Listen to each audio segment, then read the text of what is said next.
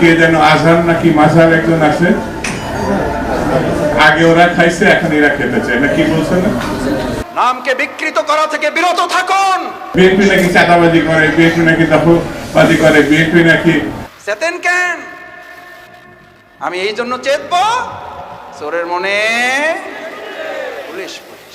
ইসলামপন্থী আলেমগণ যখন চাঁদাবাজের বিরুদ্ধে কথা বলে, একদল খাইছে আর একদল রেডি হয়ে গেছে, তখন ওই কপাল পরা জামাওয়ালার মতো লোকেরা চটকানো দিতে চান। মনে রাখবেন, খলিফার কাজ ভেঙে ছুড়ে তছনছ করে নতুন একটা বাংলাদেশ বিনির্মাণ আমরা করবই। আলেমদের বিরুদ্ধে লেগে একদল হেলিকপ্টারে উঠেছে, আলেমদের বিরুদ্ধে লাগলে আর একদল হেলিকপ্টারে উঠতে পারবেন না। আল্লাহ তাআলা আলেমদেরও দেখেন, জালিমদেরও দেখেন। আল্লাহ তাআলা আলিমদের সাহায্য করেন আর জালিমদেরকে শায়েস্তা করেন। সুতরাং আলেমদের বিরুদ্ধে অবস্থান নিয়ে কেউ জালিমের কাতারে যাওয়ার চেষ্টা করবেন না, পরিণতি কারো ভালো হবে না। সে যদি শফিকুল ইসলাম মাসুদ হয়, শফিকুল ইসলাম মাসুদের পরিণতি তার চেয়ে ভয়াবহ। কারণ আলিমেরা কথা বলে জনগণের কল্যাণের জন্য, ইসলামের জন্য। আলিমদের সম্মান করতে শিখুন, নামকে বিকৃত করা থেকে বিরত থাকুন। ফ্যাসিস্টদের এক টাকলা মুরাদ মনে করিয়ে দিচ্ছি, শুধু এই মাওলানা ডক্টর আজহারি হাফিজাহুল্লাহ বলেছেন, ওই যে কি একটা বলে, ঠিক না বা ঠিক, এই কথা বলার দুই একদিনের মাথায় ওর মন্ত্রিত্ব চলে গিয়ে অপমান লাঞ্ছনার কাজ করে আল্লাহকে দাঁড় করিয়েছিলেন। আজ যারা আজহারিকে আজহারি কিংবা ফাজারি বলেন, আপনাদেরকেও লাঞ্ছনা এবং অপমানের শেষ ঠিকানায় পৌঁছে দিতে ওই আল্লাহর সময় দরকার হবে না। কি বলেন? আমরা জানি না আপনারা এগুলো বুঝে না নাকি না বুঝে, নাকি শয়তানের পাল্লায় পড়ে বলেন।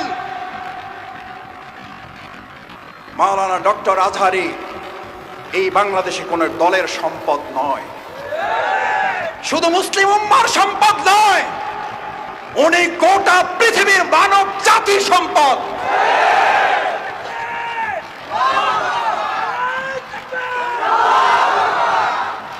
ওনাকে আপনারা বলেন একটা দলে যোগ দিয়ে দেন, আরে ভাই উনি তো একটা দলে আছেই, বুঝেন না কেন? উনি তো একটা দলের কথাই বলেছে, সেই দলের নাম হচ্ছে ইসলাম। ইসলামের কথা বললে যদি কারো গায়ে আগুন জ্বলে, তাহলে বুঝতে হবে ওটা মুসলিম নামের কলঙ্ক, ইসলামের দুশমন। ইসলামের শত্রুরা হুঁশিয়ার সাবধান। আমরা বললাম সাদাবাজার রেডি হয়ে আছে।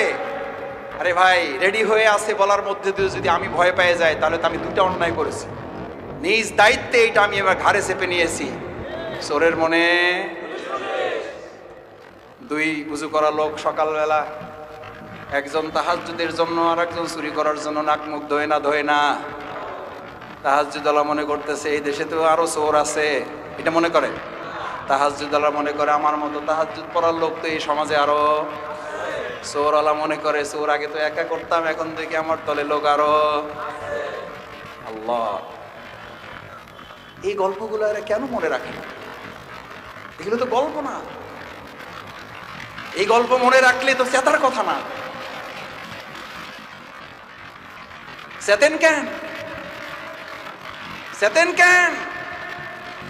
আমি এই জন্য চেতব, চোরের মনে পুলিশ পুলিশ। সে যেই হোক, শফিকুল ইসলাম মাসুদ যদি মনে করে আমার মধ্যে চোরামির অভ্যাস আছে, তাহলে পুলিশ দেখলে তো ভয় একটু। হাত কাটার ওয়াজ যদি করার পর ভালো মানুষেরা ভয় পাবে না চোরেরা ভয় পাবে? তাহলে হাত কাটার ওয়াজকে ভয় পান কেন? সুদের বিরুদ্ধে ওয়াজ করলে মসজিদের সভাপতি খেইবা যান কেন? আবুল হেকাম কিসের বাপ? বুদ্ধির বাপ ছিল, শুধু কি ছিল না, ইসলাম না থাকার কারণে আবুল হেকাম যদি আবু জেহেল হয়ে যায়, আজকে যারা রাজনীতি করেন আর তারা যদি বলেন ইসলামের মধ্যে টাইনেন না, ওই বেটা কি আবুল হেকাম না আবু জেহেল? ওই বেটার নাম কি? ওই বেটার নাম কি? ও আব্দুর রহিম হইল ওর নাম, ওই বেটার নাম আব্দুর রহিম হইল, ওই বেটার নাম কি? ওই বেটার নাম দুদু মিয়া হইল, ওই বেটার নাম কি? কথায় রাগ করেন না, বুঝে শুনে কথা বললেন। আবু জেহেলের লাইন ধরেন না কেউ, আমাদেরকে ভয় দেখাবেন না, কারণ আমরা ভয় করি কাকে? কাকে? আল্লাহকে যারা ভয় করে, গোটা দুনিয়ার অপশক্তিরা ভয় করে তাকে। এই জন্য আমরা বিগত 15 বছরে 3 জন নামলে প্রশাসনের প্যান্ট খুলে পড়ে যেত। জিজ্ঞেস করতো কারা নামছে, কয় হুজুররা, কয় কোনো অসুবিধা নাই, কয় ব্যানার দেখেন, ব্যানারে কি লেখা আছে, কয় ব্যানারে লেখা আছে জামাত ইসলামী, কয় এবার সাবধান থাকো। বলছে না বলে নাই? আলহামদুলিল্লাহ 3 জনে এই যাত্রাবাড়ি রাস্তা কাঁপানো হয়েছে না হয় নাই? আপনারা গুলির মুখে থেকেও এগুলো প্রতিবাদ করেছেন না করেন নাই? ইনশাআল্লাহ আমরা ভবিষ্যতেও এই অন্যায়ের প্রতিবাদ। আসুন, ইল্লাল্লাযীনা আমানু, ইমানদাররাই শুধু এই ক্ষতি থেকে বাঁচতে চায়। আমরা ক্ষতি থেকে বাঁচতে চাই, তাহলে ঈমান লাগবে, আল্লাহর আইন লাগবে, আল্লাহর বিধান লাগবে। শুধু মসজিদে না, সব জায়গায় লাগবে। ইসলামী সমাজ কল্যাণ যদি আল্লাহর এই বিধান দিয়ে সমাজ এবং রাষ্ট্র পরিচালনা করতে চায়, আগামী দিনে আল্লাহ রাসূল সাল্লাল্লাহু আলাইহি সাল্লাম বুলেটের যুদ্ধ করেছেন, আমরা আগামী দিনে ব্যালটের যুদ্ধের মাধ্যমে রাসূল সাল্লাল্লাহু আলাইহি সাল্লামের সেই বুলেটের যুদ্ধে অংশগ্রহণ করার আহ্বান জানাবো আমরা সবাইকে।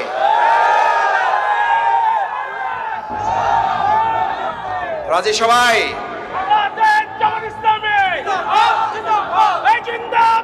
সম্মানিত ভাই এবং বন্ধুগণ, আসুন আল্লাহ সুবহানাহু ওয়া তাআলার কাছে দোয়া করি, আল্লাহ মেহেরবানি করে আমাদের এই ব্যালটের যুদ্ধে আপনি আমাদেরকে বিজয় দান করেন।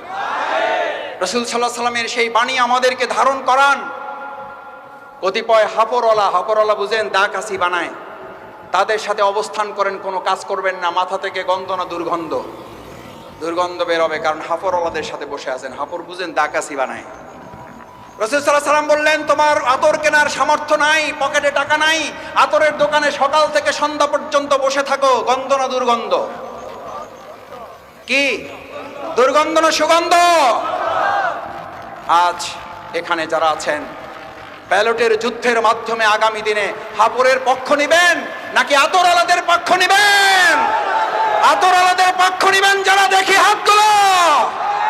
আল্লাহ আমাদের আতরওয়ালাদের সাথে কবুল করেন। আস্তাগফিরুল্লাহ রাব্বি মিন কুল্লি জামবি ওয়া আতুবু ইলাইহি। সুবহানাকাল্লাহুম্মা ওয়া বিহামদিকা আশহাদু আল্লা ইলাহা ইল্লা আনতা আস্তাগফিরুকা ওয়া আতুবু ইলাইক।